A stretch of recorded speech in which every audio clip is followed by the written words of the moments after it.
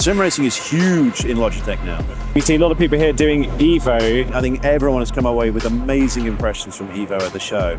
And with TrueForce in there, you really can feel those little details. We saw Thrustmasters come out with some new dual axial technology, some white papers. Is direct drive still going to go in many different ways? Or Gran Turismo, big force feedback changes.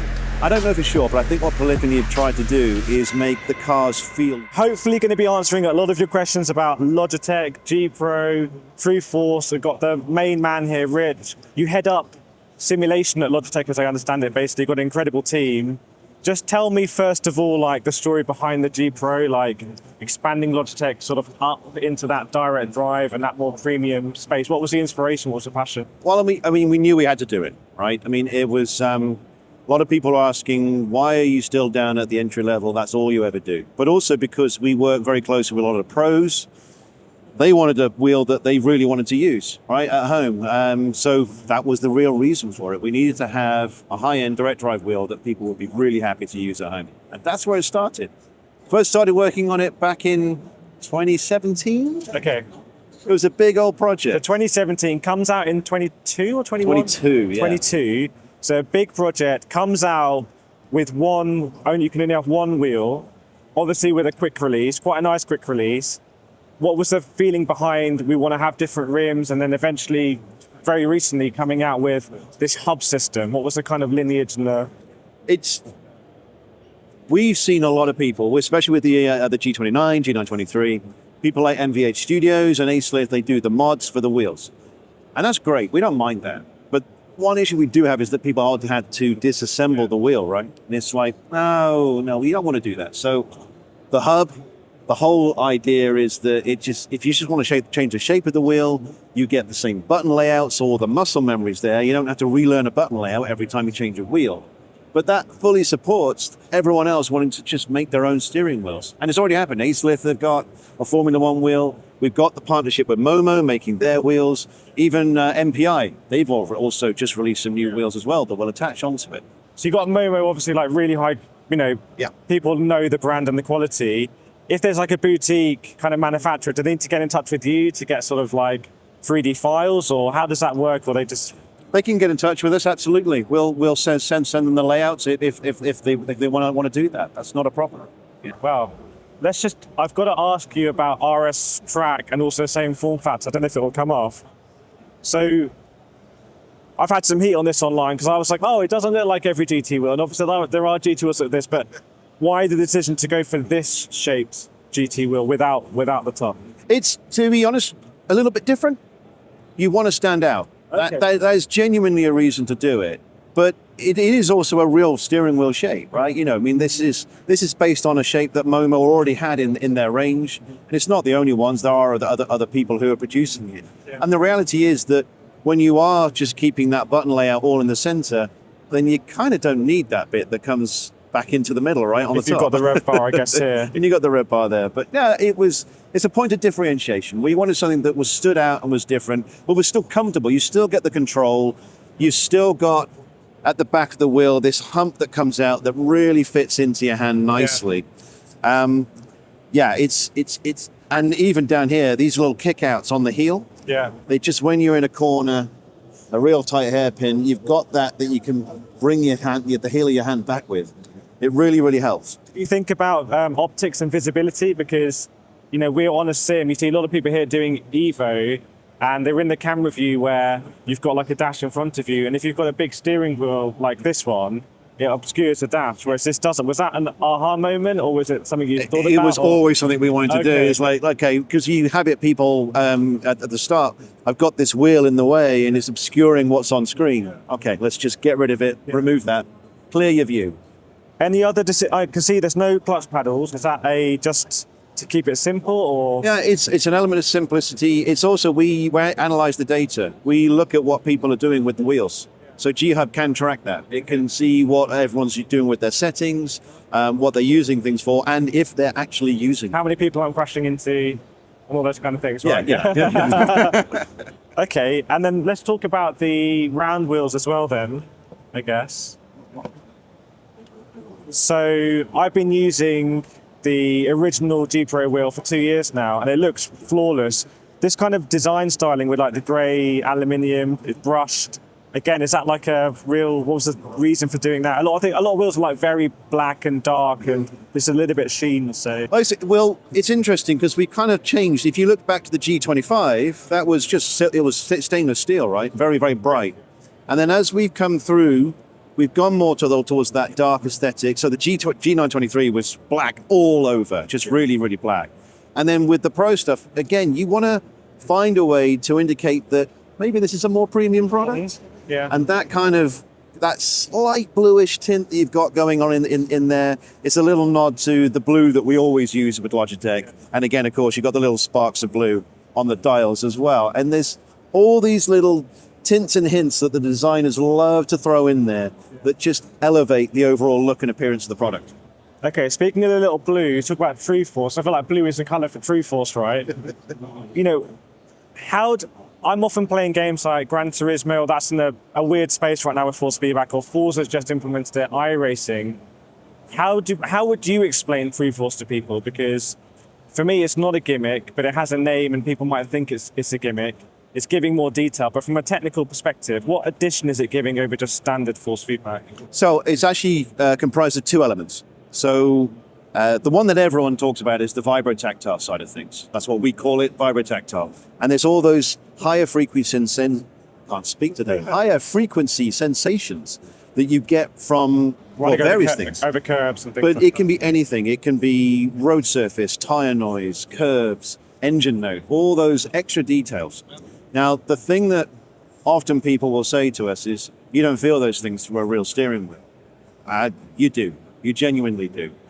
Go back and try driving your car and just concentrate on what you feel, and you will get that sensation from the wheel. And if you try something that's really powerful, then yeah, it's noisy as hell in there, and you get all this stuff coming through the wheel. And the other thing that we get, people saying is, it's too noisy, it masks the other force feedback. And it really doesn't, because actually what human beings are really good at is once you establish a noise floor, if you like, we're really good at detecting subtle changes and things. So things like when you go from one road surface to another, or you can feel a slight judder coming from the tires, that's what you actually end up tuning into. And we're brilliant at that. So that's one side of it. The other side of it is the kinesthetic side of it, which is what we all know and love, those big spring forces that you get in the wheel. But where we have an advantage there as well is that it's running at 1 millisecond. That's it for both vibrotactile and kinesthetic. You've got a 1 millisecond connection, even on console, which is not normally possible. It's normally 4 or 5 milliseconds, depending on platform. And that allows the developers to have more control. We even tell them what the angle of the wheel is at the moment. And as more developers tune into that and get used to it, that will allow them actually to start avoiding, some games have the oscillation issue around sensor. If they use it properly, they can actually avoid that. You're not going on the straight like no, exactly. I think your point about what you feel through the wheel is interesting. I think, from my perspective, I think there's different schools of thought. And we're at the Sim Racing Expo here, and there's all sorts of every range and every different shape and size. I think a lot of sensations that you get through Force in a real car, you would get through the seat and things like that. But when you're in a normal rig or like an entry-level rig, you're not going to have that. I think what's interesting is that sort of API and the detail that's coming through, potentially in other sort of haptics, could be very, very interesting. Yep. But from my perspective, the wheel is what I'm feeling most in terms of the feedback. So I don't mind having more sensation through the wheel than I might have in real life, because that's all I've got. I don't want to be able to catch the oversteer. But it's interesting to always hear different thoughts of view. Any other wheels on this amazing wall of wheels? Wall of wheels. This is the thing, right? These are all the new ones. We've still got the Pro wheel, but of course it opens up this ability to attach any wheel.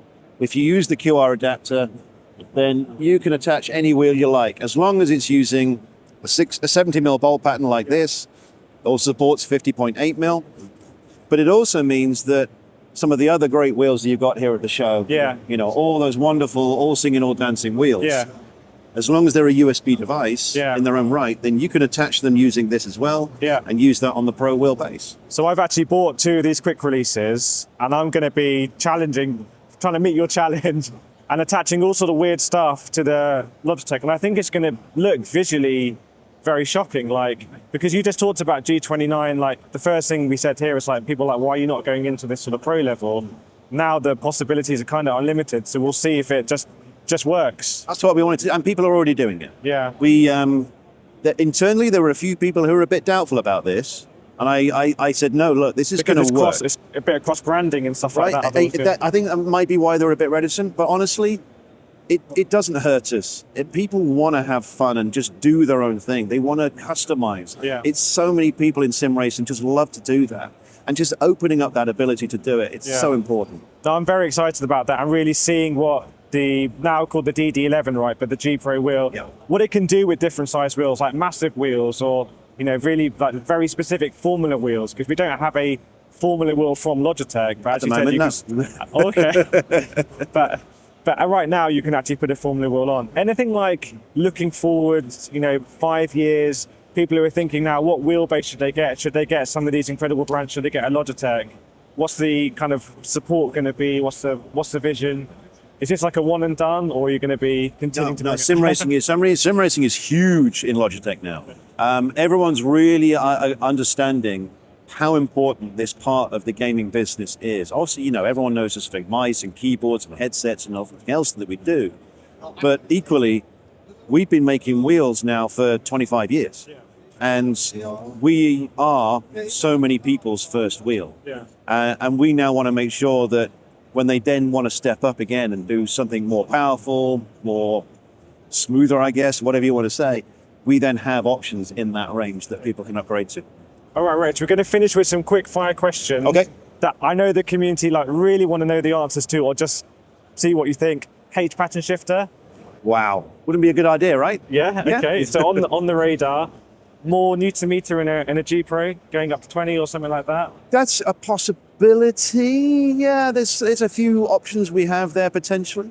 Not going to commit to that one. Going down as well, is that of interest, going down in direct drive? I think you can probably recognize that where we are in the market for most people, having a maybe a slightly lower Newton meter option might be interesting. Okay. Gran Turismo, big force feedback changes.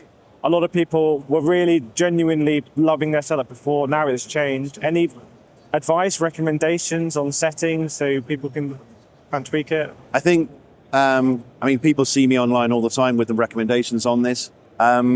Generally, for all of the normal road cars in the game, you can have fun, ramp the force feedback a bit up in the game. But as soon as you're doing anything with a bit of downforce, like the Group 1 cars, that kind of thing, you really want to bring down the strength on the wheel. So is that in the game, in those two settings? Bring down the strength in the game. There's a little bit more per car now, I think, than what before. And that's the thing, that I think what Polyphony, I don't know for sure, but I think what Polyphony have tried to do is make the cars feel unique. Yeah. And I think that's where some people's consternation is, that maybe people wanted it to always be the same feeling, whatever car.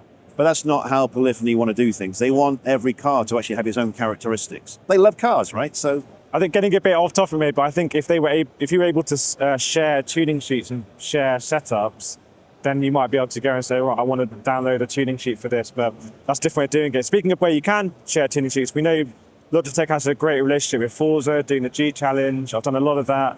True Force has just come in. Do you have a good relationship with Forza? Is that the game that you want to be at the forefront of? Like, if you want to wheel on Forza, use a Logitech, do you see it as an opportunity? No, it's a great partnership. We love working with Turn 10.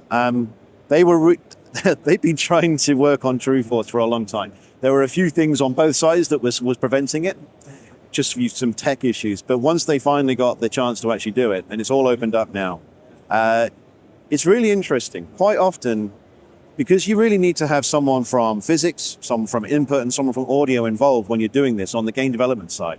And there's usually one department that are usually just way too busy. And it's usually the audio department. Oh, really? But those guys, once they saw what the opportunity, they were like, wow, yeah, okay, we really want to do this. Because, of course, it's another way of reflecting their efforts, because they spend so much time getting the audio right. And in fact, I think just the other day, they've just said they're going to make further changes to the way they're doing audio with certain cars. Yeah. So, yeah, they were really excited to work on True Force. Couple more questions. G923 True Force, G Pro True Force. Any major differences people should know about when they're thinking about buying a wheel? I mean, honestly, it's the strength, right? It's G923 being gear-based. It's a good experience. It is a good experience. But the reality is that when you go to the Pro wheel, because it's direct drive, there's no gears there that might get, there's no middleman. It's direct from the motor to the user. That's what you're feeling. And it is capable of a bit more higher frequencies, and it's smoother. So we always saw the Pro wheel as the ultimate embodiment of what True Force can actually be. Okay. Instead, of course, the Evo, you've got it here with True Force. Oh, yeah. Is that going to be a good sim people play on Logitech, or you've got a good relationship? I mean, it's genuinely astonishing. It really is. I think everyone has come away with amazing impressions from Evo at the show. And with True Force in there, you really can feel those little details. So one of the tracks here is Mount Panorama with the Alpine. Yeah. And we were discussing earlier, right? It's like you start off and it's raining and you think, oh, this is a bit weirdly easy. And then as you go through over the laps, the rain starts to build up on the track. And you can actually feel when you're aquaplaning. Yeah. And the level of detail in it is going to be I think that astonishing. might be a really good example of what you're saying about the human body senses those very small differences, because you become really tuned in, and suddenly, even though you're sat here in Expo and the screen's over there, suddenly you're in that world and you're really attuned and you're feeling it. And I was crashing a lot, but by the end I was feeling where the aquaplaning is. So, and then final question, and just by the way, if you want to try that out, hopefully there's going to be examples in retail stores around the world with Logitech so you can try it out. We saw Thrustmasters come out with some new dual axial technology, some white papers. Presumably you read all of those. Of course. Is that an interest? What do you think about this kind of new, is direct drive still going to go in many different ways, or? It's just another way of implementing direct drive, right? It's another way of implementing technology. Radial and axial, we've looked into axial drive, of course. They both have their advantages and their disadvantages. And it's the same with anything you're doing in engineering. You're just working around those to get the best output that you possibly can. Yeah. It's a good, interesting idea. It's one way of doing things. Okay, well, there we go. So many aren't like just straightforward answers. So going to the horse's mouth, that's the best way of putting it. It's day 3 at the Expo. We've been working long time. I think we're all getting a bit exhausted now. It's been an amazing Expo. It really Any has. more questions you have, put them in the comments of this video, and hopefully we could do some sort of follow-up, like really specific questions, because I think people are impressed to see Logitech coming out with all this stuff, because the perception was entry level, and now it's just like full stack. So thanks so much. I really personally appreciate it. Been using the G Pro for 2 years now, and now get to try all sorts of crazy stuff with it. So, excellent.